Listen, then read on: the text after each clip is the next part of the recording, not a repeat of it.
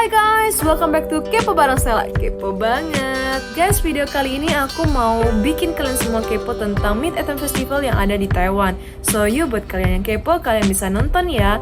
Dan juga jangan lupa buat bantu aku untuk like dan komen kalau ada pertanyaan, dan share dan subscribe supaya aku lebih semangat lagi untuk bikin video yang lainnya. So you, time to kepo.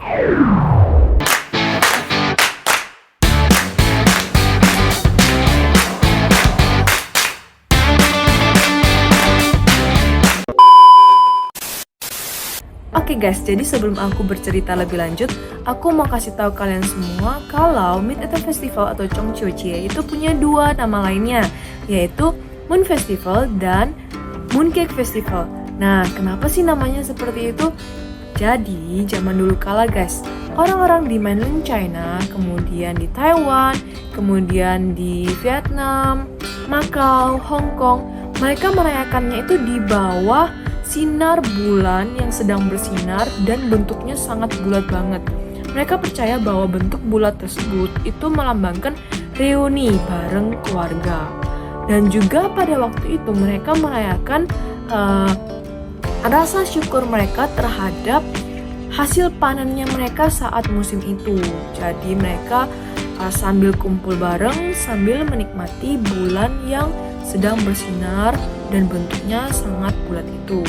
Dan kenapa kok namanya Mooncake Festival? Karena pada waktu itu juga mereka makan kue mooncake. Seperti ini kuenya. Kalau dipotong jadi dua, kalian bisa lihat bentuknya seperti ini. Di tengah-tengahnya itu adalah egg yolk, dan juga di sampingnya itu biasanya ada kacang hijau. Dan kalian bisa lihat di situ egg yolknya itu melambangkan bulannya, lalu kacang hijaunya itu melambangkan langitnya. Kayak gitu ya guys. Dan kapan sih mereka merayakan Mid-Autumn Festival ini? Mereka merayakannya itu di hari ke-15 bulan ke-8 berdasarkan Chinese calendar ya guys. Nah, ini terpaut 1 bulan dari Ghost Festival guys. Nah yuk, yang belum nonton Ghost Festival, kalian bisa kepoin ya videonya sebelumnya. Oke ya guys, itu cerita tentang asal-usul dari Mid-Autumn Festival sama kapan kita merayakan Mid-Autumn Festival itu di Taiwan. Nah, sekarang aku mau cerita ngapain aja sih saat Mid-Autumn Festival itu di Taiwan. So, yuk, ayo kepoin ya video ini. Jangan lupa like dan subscribe. Oke guys, jadi yang pertama itu kita sama ya, kita kumpul bareng lalu bakar-bakar, yaitu barbecue di bawah sinar bulan. Jadi biasanya tuh di taman guys, di sampingnya River Park. Tapi sekarang karena adanya COVID, jadi pemerintah Taiwan itu melarang kita untuk melakukan barbecue di luar maupun di dalam rumah. Walaupun di dalam rumah pun yang bisa merayakan barbecue itu hanya keluarga inti saja yang tinggal di rumah yang sama. Kayak gitu guys. Jadi untuk tahun ini barbecue di Taiwan itu tidak boleh. Tapi kalian bisa melakukannya di restoran. Seperti itu guys. Sebenarnya peraturan ini agak aneh sih. Tapi ya udahlah, kita ikutin aja peraturan yang dilakukan oleh Taiwan. Dan juga peraturan itu memang untuk mencegah penyebaran COVID-19 di Taiwan. Nah, yang kedua guys, selain makan barbecue, kita juga makan youzi, atau kalau di Indonesia itu adalah jeruk bali. Nah, jeruk bali ini guys, itu mereka panen di musim ini. Jadi banyak banget youzi atau jeruk bali pada saat musim ini. Jadi mereka bisa makan buah dari hasil musim ini, yaitu jeruk bali atau youzi. Nah, youzi ini juga guys seru banget karena dia sendiri ada festivalnya. Jadi seperti ini ya guys videonya. Okay, so Mingjun, I want to ask you. Yeah, come on. Oh, I hear that we can eat pomelo. Pomelo, yeah. Youzi. Youzi. Can you tell me why we need to eat that? This is a season fruit. So what's the relation with the festival? No relation. But everyone eat that when this festival. This festival we have the 柚子. So no meaning? No meaning, no meaning. 我的中文的老师说 like It's some food which is good for the health, and it is grown only in this season. Yeah. And after eating, they put the peel on your head. Skin as a head. Yeah. 这只是 for fun 啊 for Yeah, fun. it's just for fun for small kids. Oh, you ask me, I Google first. 哎呀 Okay, so maybe we can try to peel it because I hear that have the way to cut it. Okay, we can see the Taiwanese how he can cut pomelo. Oh my god. The first cut the top. Yeah.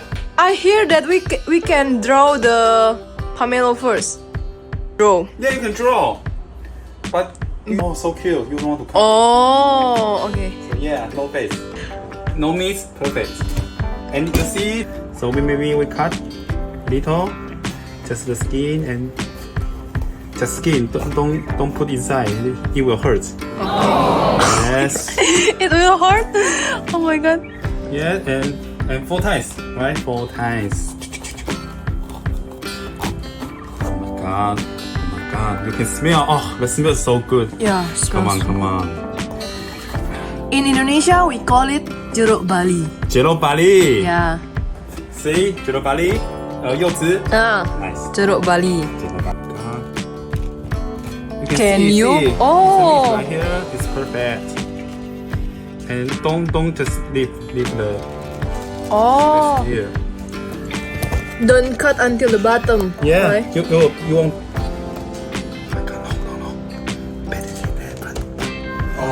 Oh shit! I cut it too deep. You cut it too.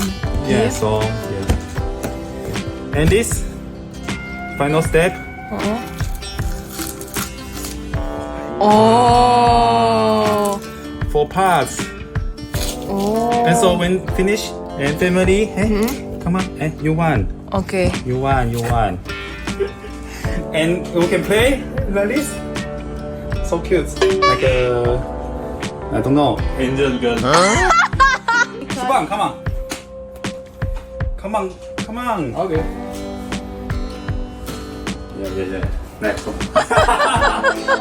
It's so tasty. Is it sweet or sour? It's kind of sweet and sour, Uh-uh. but I think the taste is quite plain. Oh. So the real taste, is it sweet or sour? Sweet than more than sour because it is not not old. Not old, No, it's not yellow enough. yeah, not yellow now. So we need to wait until yellow. Yes.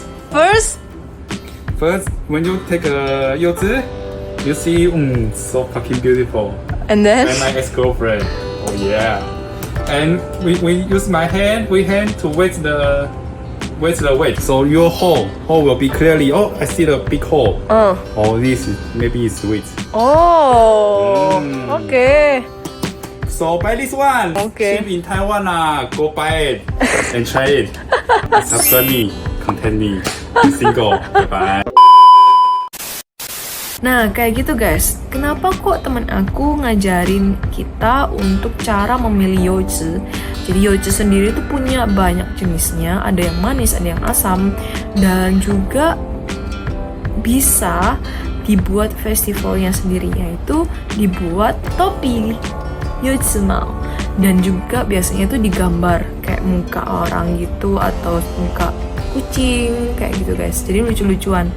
Itu adalah youtze mao, festival di Taiwan. Lalu youtze sendiri guys, jeruk Bali ini itu juga punya banyak fungsinya, sangat bagus buat kesehatan. Itu punya banyak kandungan air, vitamin C dan fiber. Jadi kalau misalnya kalian susah BAB, kalian bisa makan jeruk Bali ini, dan BAB kalian mungkin ya itu sangat bisa lancar gitu guys. Kayak aku ya guys, aku nggak tahu, aku makan satu buah sendirian. Terus kata anak lokal, "C, kamu nggak boleh makan itu sendirian." Terus aku kaget, "Hah, kenapa?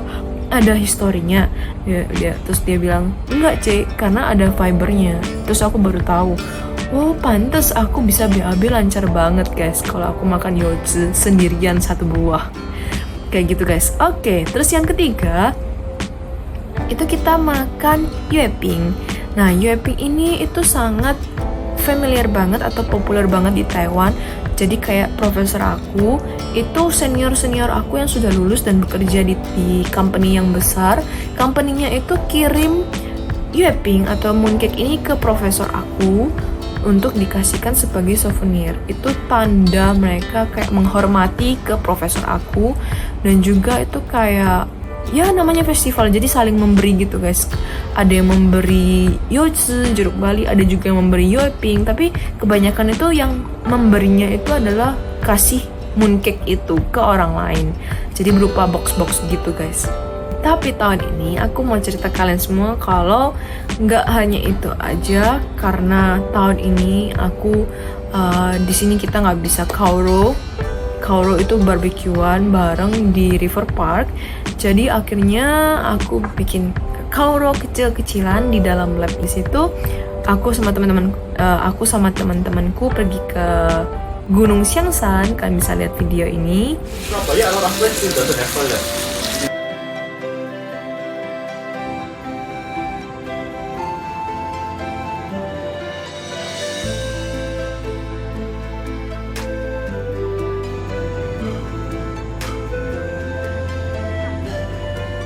Hai Lopan.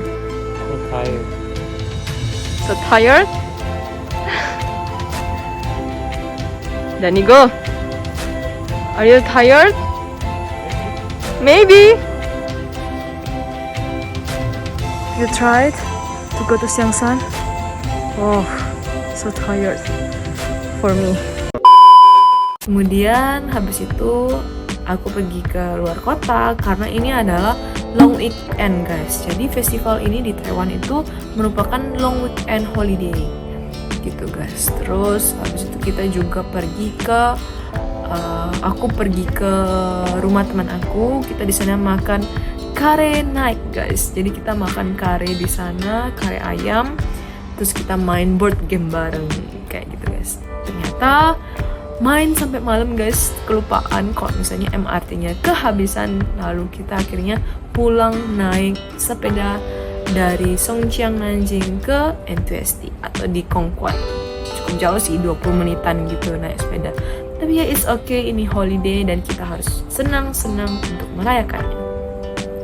Itu saja ceritaku hari ini. Semoga cerita ini atau cerita tentang Mid-Autumn Festival ini bisa membuat kalian mengerti tentang Mid-Autumn Festival di Taiwan seperti apa.